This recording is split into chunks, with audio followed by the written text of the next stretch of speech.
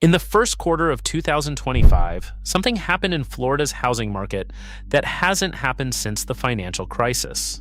Investor home purchases across the state caved, not by 10%, not by 20, but by magnitudes that mirror the exodus of 2007 and 2008. In Orlando alone, quarterly investor purchases fell from 4,300 to just 1,400. Jacksonville saw a 77% drop. And across the Sunshine State, the number of homes hitting the market at the same time surged to levels not seen in over 15 years. Redfin's data doesn't whisper this story, it screams it. But here's what makes this moment different from 2008 and potentially more dangerous for everyday Florida homeowners. Back then, the meltdown was driven by fraud, by toxic mortgages, by a system that was rotting from the inside. This time, the math simply stopped working. And the people doing the math, the investors, the funds, the flippers, they're not waiting around to see if it gets better. They're leaving. The question is, what happens to the 6 million Florida homeowners who can't leave with them? To understand what's unfolding right now, you need to meet someone like Dan Kowalski. Dan is 58 years old, a retired firefighter from outside Chicago who moved to Cape Coral in 2021. He bought a 3-bedroom ranch-style home for $389,000, which felt like a steal at the time. Properties on his street were selling in 48 hours. His real estate agent told him he was lucky to get it. Dan remembers signing the closing documents at a title company on Del Prado Boulevard, the air conditioning humming overhead, a bowl of peppermints on the counter. He shook hands, took his keys, and drove to his new home feeling like he'd made the smartest decision of his life. Today, Dan's home is listed at $319,000. According to the listing data Redfin tracks, it's been on the market for 147 days. He's had 3 showings and 0 offers. His insurance premium, which started at $2,800 a year, is now $7,400. And his next-door neighbor, an investor from New York who bought the property as a rental, just sold at a $61,000 loss and walked away. Dan watches that empty house from his kitchen window every morning while he drinks his coffee. He wonders if he's next. Dan's story isn't unusual. It's becoming the defining narrative of Florida real estate in 2025. And the data backs it up with uncomfortable precision. Let's start with the sell-off itself. According to Redfin's first quarter 2025 figures, active listings in Florida have surged 38% year over year. That's not a seasonal blip. That's a structural shift.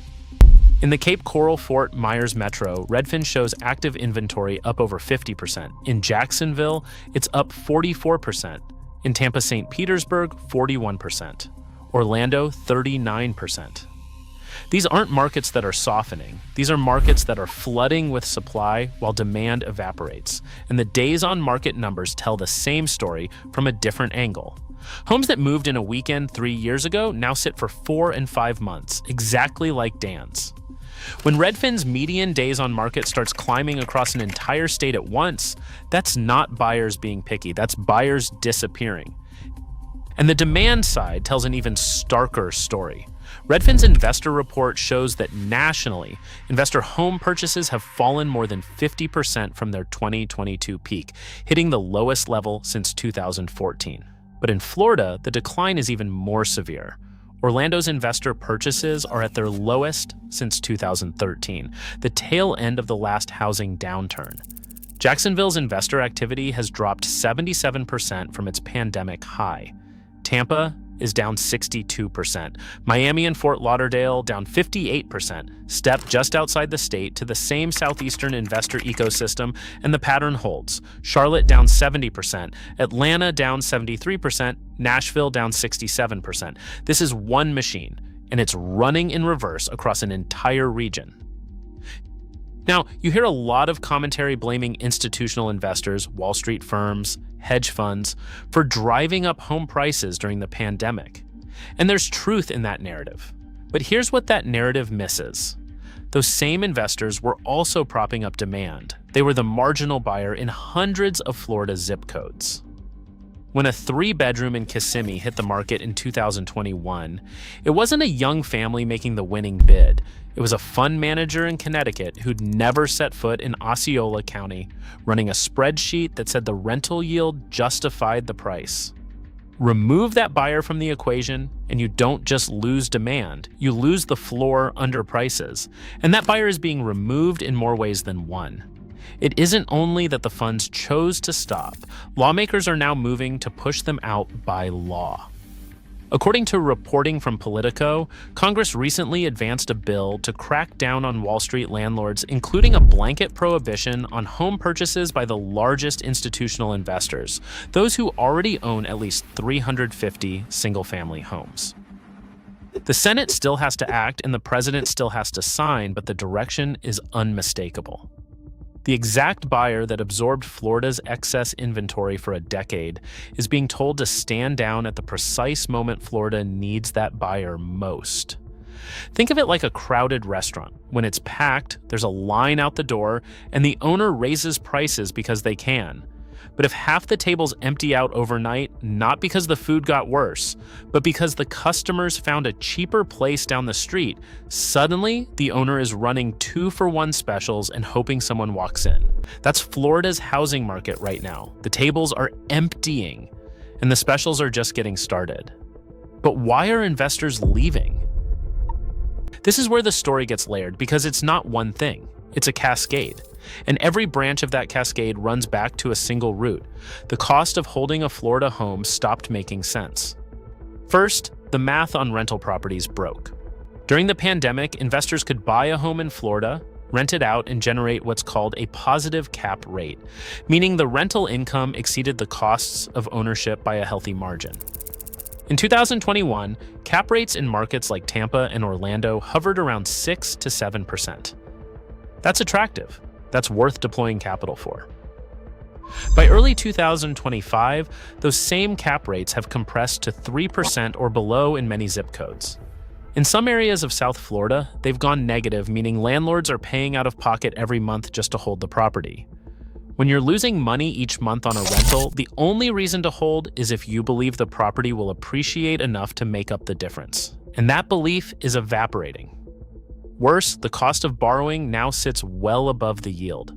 When a 30-year mortgage costs 6.5% and the property returns under 5%, every financed purchase loses money the day it closes.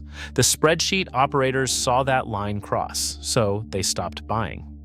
Second, insurance. This is the silent killer that national media still undercovers.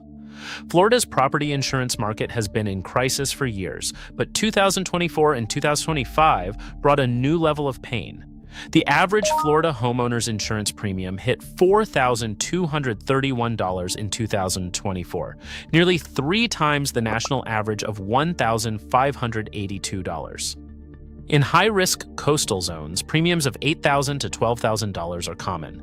Citizens Property Insurance, the state's insurer of last resort, now covers over 1.2 million policies, up from roughly 420,000 in 2019. For investors running tight margins on rental properties, a $4,000 annual insurance increase doesn't just reduce profits, it eliminates them entirely.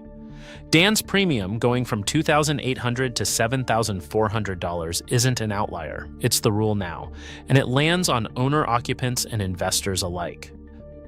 Third, and this is something that's only now entering the mainstream conversation, special assessments on condos. After the Champlain Towers disaster in Surfside in June 2021, which killed 98 people, Florida passed Senate Bill 4D, requiring structural inspections for condo buildings 30 years or older. The inspections are revealing what many suspected: decades of deferred maintenance. The repair bills are staggering. In some buildings along the Gold Coast, owners are being hit with special assessments of $50,000, $80,000, even $150,000 per unit. One building in Hallandale Beach levied a $200,000 per unit assessment in late 2024. Owners who can't pay are selling, often at steep losses. Owners who can't sell are trapped. Let me take you to a specific building to make this real. Sunset Towers is a 1970s-era condo complex in Hollywood, Florida. 12 stories, 180 units, ocean views from the upper floors.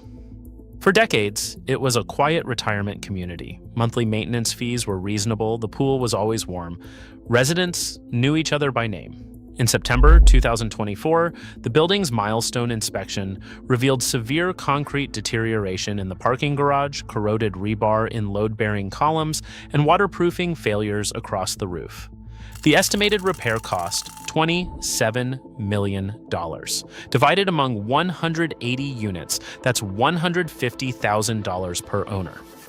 The board announced the assessment at a meeting in the building's community room on a Thursday evening. One resident, a 74-year-old retired teacher named Gloria Reyes, told a local reporter she sat in her chair for 20 minutes after everyone else had left.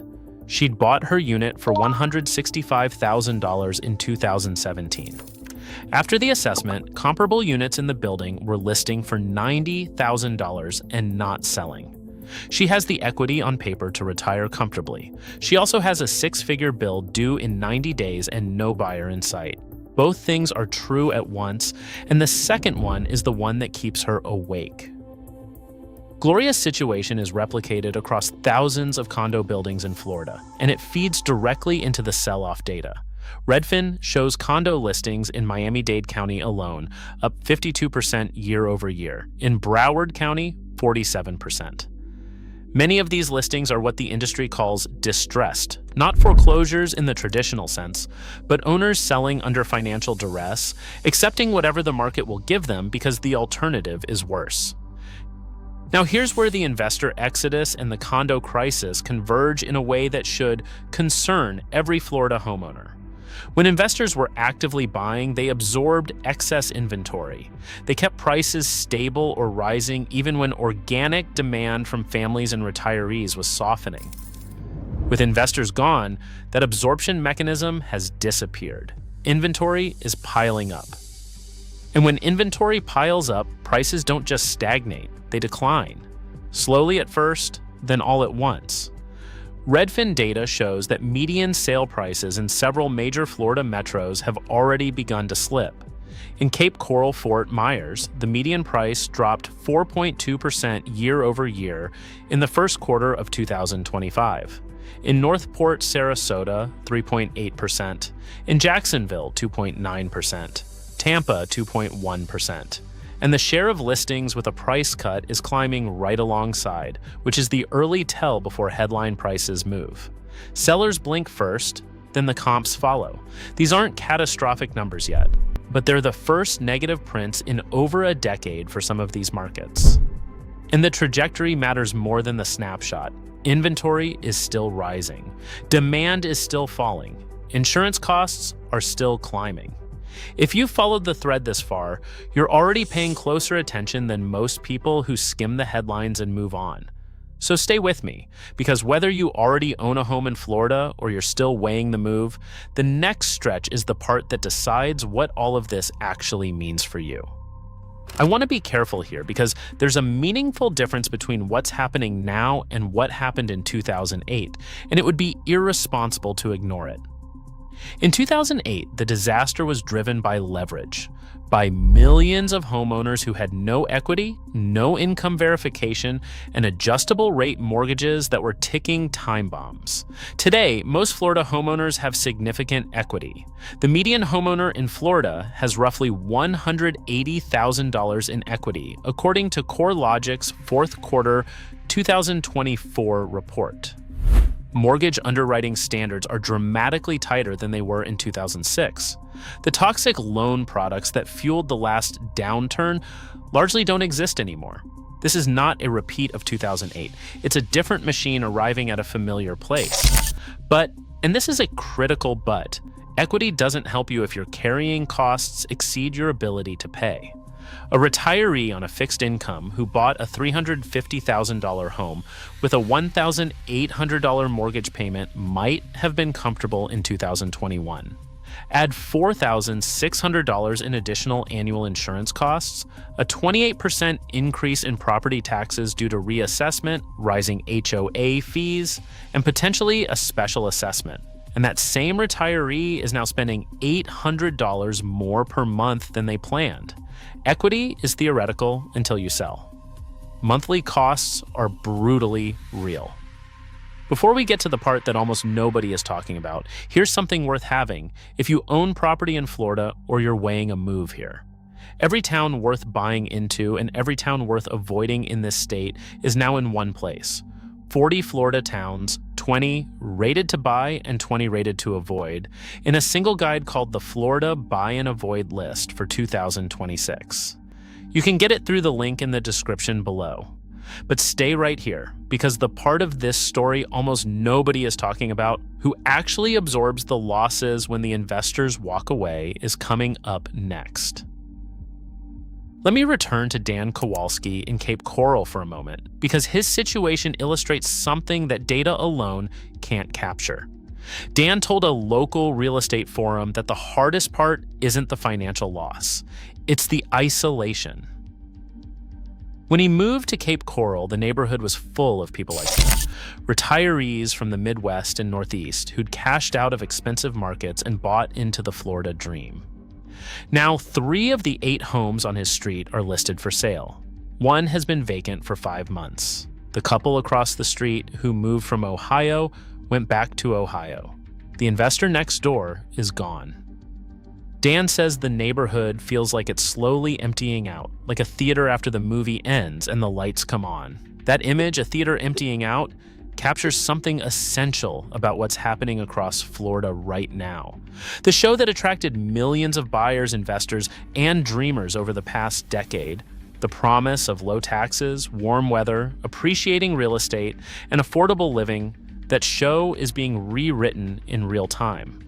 The low taxes remain, but they're offset by insurance costs that dwarf what homeowners pay in most other states. The warm weather remains, but it now comes with hurricane risk that insurers are pricing more aggressively than ever. And the appreciating real estate is no longer appreciating in many markets. The markets to watch most closely are the ones where all these pressures converge at once. Cape Coral and Fort Myers sits in a hurricane corridor, has massive condo inventory, and saw some of the most aggressive investor activity during the boom. Northport and Sarasota has similar dynamics. Jacksonville, once a darling of institutional investors for its affordability and rental yields, is now seeing those same investors retreat at a pace that's reshaping the market. And Redfin's 77% figure there is the single loudest number in this entire story. And South Florida's condo corridor, from Miami Beach through Fort Lauderdale to Boca Raton, faces the unique compounding pressure of special assessments on aging buildings that could force thousands of additional units onto an already saturated market all at once. There's a broader shift underneath all of this. Florida added more than 1,000 new residents per day during the pandemic boom, growing by over 700,000 people between 2020 and 2023. That growth was the engine behind everything. The price increases, the construction boom, the investor frenzy. But net migration into Florida has been slowing. Redfin's migration data and Census Bureau estimates point the same direction, with the pace of in-migration dropping by roughly 30% in 2024 compared to 2022. People are still arriving, just fewer of them, and they are walking into a market that looks nothing like the one that pulled the first wave south. When the buyer of last resort leaves and the buyer of first resort slows at the same time, you don't need a graph to tell you which way prices lean. The investors who left didn't leave because they panicked. They left because they did the math.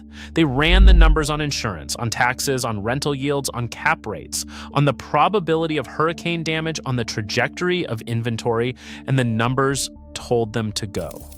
These aren't emotional actors, they're spreadsheet operators. And when spreadsheet operators all reach the same conclusion at the same time, it's worth paying attention to what the spreadsheets are saying. Here's what stays with me about this story. The investors had the luxury of leaving. They could sell at a loss, write it off, and redeploy capital elsewhere. For them, a Florida property was a line item on a portfolio. For Dan Kowalski, it's his home. For Gloria Reyes, it's her retirement. For the young couple in Jacksonville who stretched to buy their first house in 2022, it's their entire financial future. The sell-off that started in Florida isn't just a market correction. It's a transfer of consequences from those who can absorb losses to those who can't. The movie that played in Florida for the last 5 years, the one about endless growth and a dream that was always one closing document away, that movie is over. The lights are coming on. And what they reveal is a market built, in part, on math that no longer works. The question for the millions of people still sitting in that theater isn't whether the show has ended, it's what they do now that they can finally see the room for what it is. Before you go, I want to hear from you, because the patterns people describe in the comments are often months ahead of the official data. So tell me 3 things. What Florida town are you in, and do you already live there, or are you planning the move? What did your last insurance renewal do to your monthly budget? And what do you want me to break down next? Drop all of it below. And if you're the kind of person who believes the real story of this market is the one the headlines keep skipping, hit the subscribe button right now. Because next, we're naming the specific Florida towns where this sell-off is moving fastest and the exact numbers Redfin is reporting in each one.